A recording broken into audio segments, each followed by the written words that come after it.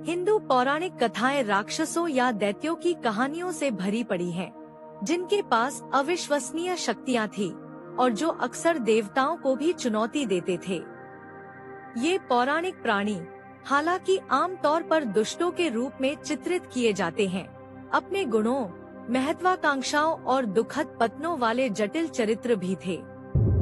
सबसे शक्तिशाली राक्षस का निर्धारण इस बात पर निर्भर करता है कि शक्ति को कैसे परिभाषित किया जाता है। क्या यह कुंभकर्ण जैसी अपरिष्कृत शक्ति है, रावण जैसा बौद्धिक कौशल, हिरण्यकश्यप जैसी अमरता, या महाबली जैसी आध्यात्मिक विनम्रता? इनमें से प्रत्येक राक्षस में अद्वितीय शक्तियां और कमजोरियां थी, जिन्होंने उन्हें महान व्यक्तित्व बनाया। जालंधर, शिव और लिंग पुराण के अनुसार यह अब तक का सबसे शक्तिशाली राक्षस था, जिसे किसी वरदान की आवश्यकता नहीं थी। इसने कार्तिकेय, गणेश, नंदी और वीरभद्र को सामूहिक आक्रमण में पराजित किया। लिंग पुराण के अनुसार इसने बिना किसी वरदान के विष्णु को भी पराजित किया। पद्म पुराण के अनुसार इसने कुछ समय के लिए शिव को भी पराजित किया। यह अब तक का सबसे भयानक राक्षस था, जो हर राक्षस को पल भर में कुचल देता था। जालंधर हिंदू पौराणिक कथाओं में एक शक्तिशाली राक्षस था, जिसका जन्म भगवान शिव की तीसरी आंख से निकली ऊर्जा से हुआ था। वह अपनी अपार शक्ति और पत्नी वृंदा के पतिव्रत धर्म के कारण अजेय था। उसने देवताओं को परेशान करना शुरू कर दिया, जिसके कारण भगवान शिव को उससे युद्ध करना पड़ा। भगवान विष्णु ने वृंदा के पतिव्रत धर्म को भंग करके शिव को जालंधर को मारने में मदद की। जालंधर का जन्म भगवान शिव की तीसरी आंख से निकली ऊर्जा से हुआ था, जिसे समुद्र में फेंका गया था और फिर समुद्र ने उसका पालन पोषण किया। जालंधर ने दैत्यराज कालनेमी की पुत्री वृंदा से विवाह किया, जो भगवान विष्णु की भक्त थी। वृंदा के पतिव्रत धर्म के कारण जालंधर अजेय था और कोई भी उसे हरा नहीं सकता था। जालंधर ने देवताओं को परेशान करना शुरू कर दिया और कैलाश पर्वत पर भी आक्रमण किया। भगवान शिव को जालंधर से युद्ध करना पड़ा, लेकिन वृंदा के पतिव्रत धर्म के कारण उसे हरा नहीं पा रहे थे। भगवान विष्णु ने जालंधर का रूप धारण करके वृंदा के पास गए और उसका पतिव्रत धर्म भंग कर दिया। वृंदा का पतिव्रत धर्म भंग होने के बाद भगवान शिव ने जालंधर का वध कर दिया। महिषासुर स्कंद पुराण के अनुसार एक शक्तिशाली असुर, जिसने कमजोर होते हुए त्रिदेवों को पराजित किया था। महिषासुर एक शक्तिशाली राक्षस था, जिसका जन्म रंभसुर और एक भैंस के संयोग से हुआ था। उसे वरदान प्राप्त था कि वह जब चाहे भैंस और जब चाहे मनुष्य का रूप धारण कर सकता है। उसने ब्रह्मा जी की तपस्या करके उनसे अमर होने का वरदान मांगा, लेकिन ब्रह्मा जी ने उसे यह वरदान दिया कि कोई स्त्री ही उसका वध कर सकती है। महिषासुर ने इस वरदान का दुरुपयोग करते हुए देवताओं को परेशान करना शुरू कर दिया और स्वर्ग पर भी अधिकार कर लिया। देवताओं ने महिषासुर के अत्याचारों से त्रस्त होकर त्रिदेवों ब्रह्मा, विष्णु और महेश से सहायता मांगी। तब त्रिदेवों ने अपने अपने तेज से एक देवी को उत्पन्न किया, जो देवी दुर्गा कहलाई। देवी दुर्गा ने महिषासुर का वध करने के लिए 9 दिनों तक उससे युद्ध किया, जिसे नवरात्रि के रूप में मनाया जाता है। देवी दुर्गा और महिषासुर के बीच 9 दिनों तक भयंकर युद्ध चला। 10वें दिन देवी दुर्गा ने महिषासुर का वध कर दिया, जिससे उसका आतंक समाप्त हो गया। इस घटना को विजयादशमी या दशहरा के रूप में मनाया जाता है, जो बुराई पर अच्छाई की जीत का प्रतीक है। देवी दुर्गा को महिषासुर का वध करने के कारण महिषासुरमर्दिनी भी कहा जाता है। इसका अर्थ है महिषासुर का वध करने वाली। यह कथा हिंदू धर्म में शक्ति और वीरता का प्रतीक है। मधु और कैटब। बात उस समय की है जब महाप्रलय के पश्चात हमारे ब्रह्मांड के जीवन में एक कल्प का अंत हो चुका था। संपूर्ण जगत जलमग्न था। भगवान विष्णु शेषनाग की शया पर योग निद्रा में आराम कर रहे थे और ब्रह्मा जी उनकी नाभि से निकले कमल पर शांत भाव से आसीन थे। तभी विष्णु जी के कानों से निकले मैल से मधु और कैटभ नामक 2 असुर उत्पन्न हुए। वे भयंकर असुर ब्रह्मा जी का वध करने को आतुर थे। इसी इच्छा से वे उनकी ओर अग्रसर हुए। परेशान ब्रह्मा जी ने एकाग्रचित होकर देवी योग निद्रा का स्तवन किया। वे महामाया जो जनार्दन की आँखों में निवास कर रही थी, अनादि और अनंत है और सभी चराचर प्राणियों को भ्रमित करती है।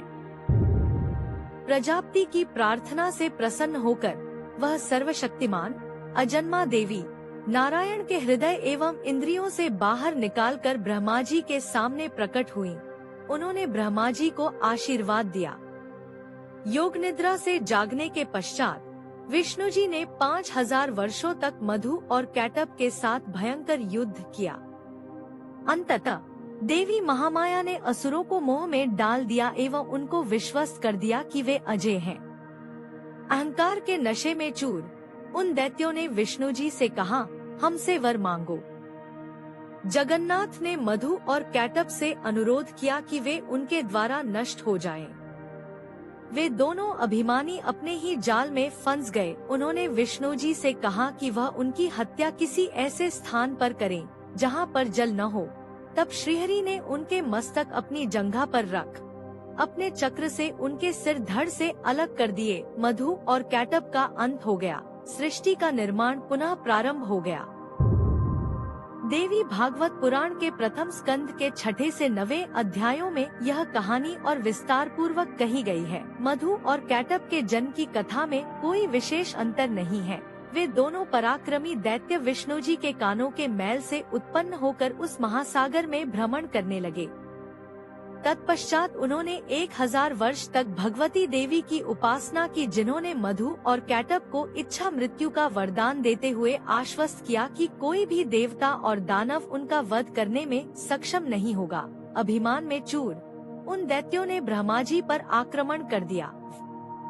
यथित ब्रह्मा जी ने शेषनाग की शया पर योग निद्रा में लीन विष्णु जी से सहायता के लिए प्रार्थना की। असफल होने पर उन्होंने भगवती योगमाया का स्तवन किया, जिन्होंने हरि को अपनी माया से मुक्त कर दिया। जगन्नाथ ने मधु और कैटभ से 5000 वर्ष तक युद्ध किया। उन्हें परास्त न कर पाने पर खिन्न होकर हरि ने देवी की उपासना करी। प्रसन्न देवी ने विष्णु जी के साथ एक योजना बनाई। योजनानुसार अंबिका ने उन मतवाले दैत्यों को मोह में डाल दिया। श्रीहरि ने असुरों से कहा, मुझसे इच्छानुसार वर मांगो। अभिमानी मधु और कैटभ ने कहा, हम याचक नहीं हैं, हम तो दानवीर हैं, हम ही आपको वर दे देंगे। नारायण ने उनसे याचना की, मेरे हाथों से मृत्यु स्वीकार करो। भगवती के माया पाश से मोहित होकर मधु और कैटभ अपनी ही बातों से ठगे गए। भगवान विष्णु ने उन दोनों दैत्यों के मस्तकों को अपनी जांघों पर रखकर सुदर्शन चक्र से उन्हें काट डाला। तमस रूपी मधु और कैटभ का अस्तित्व समाप्त हो गया। हिरण्याक्ष महान असुर जो बिना किसी वरदान के शक्तिशाली था, उसने विष्णु के वराह अवतार के खिलाफ 1000 वर्षों तक युद्ध किया। हिरण्याक्ष और हिरण्यकशिपु कश्यप ऋषि और दिति के पुत्र थे। हिरण्याक्ष हिरण्यकशिपु का जुड़वा भाई था। एक शक्तिशाली राक्षस होने के नाते हिरण्याक्ष ने पृथ्वी को पाताल लोक में छिपा दिया, जिससे समुद्र में जल स्तर बढ़ गया और सृष्टि में अव्यवस्था फैल गई।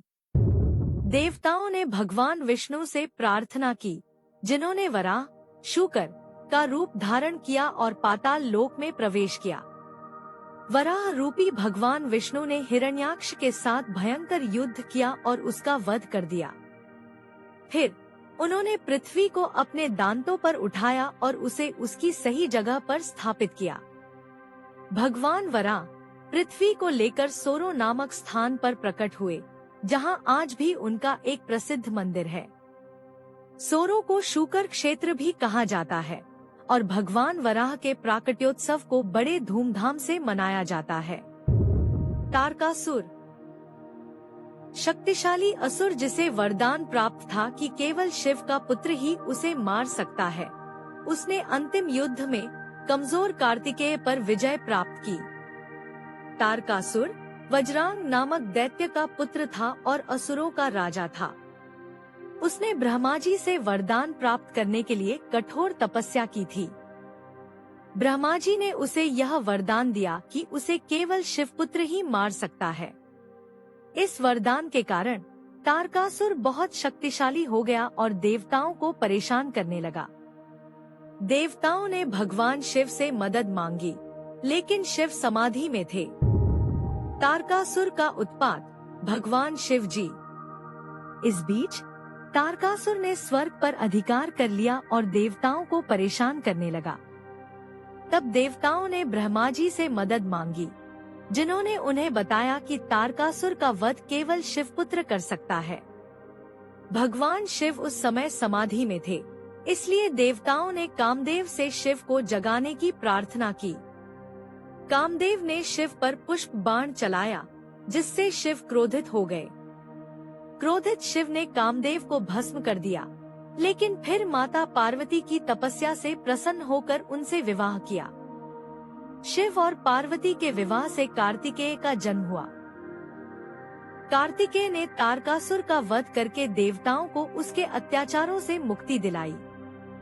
आप क्या सोचते हैं? कृपया कमेंट बॉक्स में कमेंट करें। इस वीडियो को देखने के लिए धन्यवाद। अधिक जानकारी के लिए कृपया इस चैनल को सब्सक्राइब करें। हिंदू